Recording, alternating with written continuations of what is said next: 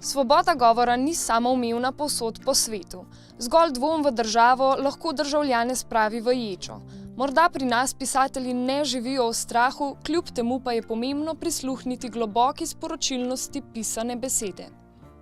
51. mednarodno srečanje pisateljev PEN na Bledu je v ospredje postavilo moč poezije in ovire, s katerimi se pisatelji srečujejo. Ker se je ustanovil pred skoraj 100 leti po prvi svetovni vojni, smo hoteli,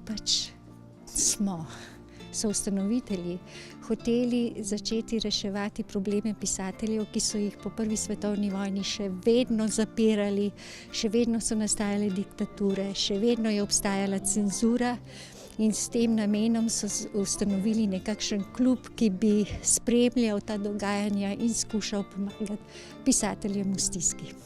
Zdaj pa mislimo, da teh problemov ni več, je pa problemov še več.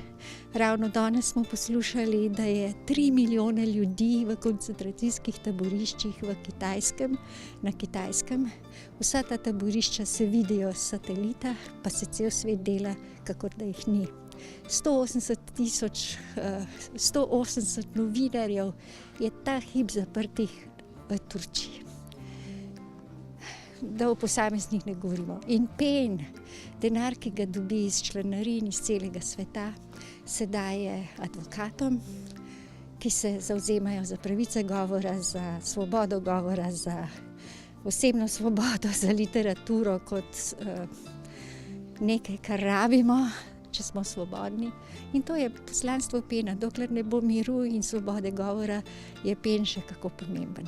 Na festivalu literature za mir, poimenovanem Obrazi miru, smo lahko poslušali pesmi in zgodbe Vladimirja Kartseva, Barbarosa Altuga, Petra Apšpela, Pooyesha Azizeddina ter Amirja Talića. جدال جاده و شاعرین بحث نخنما غروب پله ها که دانه دانه جان میدهند زیر ایوان آفتابگیر لبخند شما.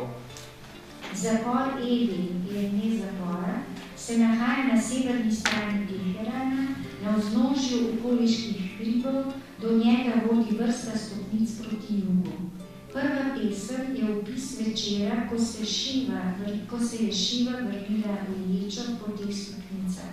Šiva je njegova žena, ki je seveda novinarka, ki je bila dvakrat že zaprta. Written word is the only thing that we have in our hands now, because especially in Turkey, this is the only freedom that you can do on your own. They cannot interrupt you before you write something. So after that, they can just put you in prison or they can just kill you, but before, this is your last freedom. So this is the most important thing, I guess. Ko je Denis povedal, kaj je videl, smo imeli kepo v grlu in pogledali smo stran. Govoril je še naprej in zalile so se nam oči. Čez čas nihče več ni zadrževal solz. Vsi smo jokali, čeprav smo se pretvarjali, da nismo videli, da so se jokali tudi vsi okrog nas. Nismo bili sami, medtem ko smo bili v parku in smo se upirali tistim, ki so nas hoteli spraviti narazen, odgnati in se nas znebiti, in medtem nas je nekdo slišal in razumel. Zakaj je današnji dogodek tako pomemben? Ja, jaz bi rekel, da so vsi tovrstni dogodki zelo pomembni. Širijo kulturo, lepo besedo, ne samo slovensko, tudi drugo. Povsod se najdejo neki odlični drobci, neka zanimiva razmišljanja in vse to bogati človeka. Se mi zdi, da se v resnici Bled čisto dobro ne zaveda pomena tega mednarodnega srečanja pisateljev in pesnikov, ki je že 51. po vrsti. In bi rekel, da se splača zaradi tega tudi potruditi s takimi dogodki, naprimer kot je današnji večer, ki ga imamo na Blejskem gradu v Viteški dvorani, da tudi promoviramo to živo besedo, pisano besedo in s tem širimo neko kulturo. In se mi zdi, da to tudi bogati človeka in ga razvija razvija strpnost med ljudmi, boljšo komunikacijo in s tem boljše življenje. Skozi poezijo čutimo upe, strahove in sanje pisateljev znotraj sodobne družbe. Poezija je nekaj zelo intimnega. Pisatelj piše zelo intimno in bralci jemljajo poezijo takrat, ko jo osebno res zase rabijo.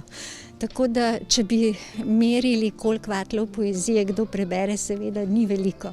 So eni, ki jo ogromno preberejo, eni pa nikoli v življenju. Tako da reči dovolj. Jaz mislim, da poezija s tem, da je, že zato, ker je, nudi bralcu neko zatočišče, da gre brati takrat, ko rabi, najti eno odzven svojim težavam, senco svojega srca. Poezija je za nas vsa tukaj zato, da se ob njej bogatimo čustveno. Kazakhs are very sentimental and sensitive people. They like poetry, they like word. They created a lot of works which makes our literature more expressive, more clever. Our writers like Abdijamil Nurpeiyev and other of his caliber created works which were nominated for Nobel Prize. It is not just a case, not just something unusual. They are really deep, well-written things, and I'm glad very much that my fate gave me opportunity to know that people. Some words about poetry. Poetry elevates our life, makes our life more clear, noble, and full of sense. And I'm so glad that during these readings, Amir Talić mentioned very interesting thing about his meetings and his understanding of Joseph Brodsky, also my favorite poet. So poetry unites us. Poetry is something which lies in the very foundation of our souls, in our knowledge of our world. These events just can help the people to raise their voice, because most of the people, they cannot do that in their own country. Kot je rekel Abdul Kalam, poezija resnično prihaja iz najvišjega veselja ali pa iz najglobje žalosti. Najpomembneje je, da je slišana.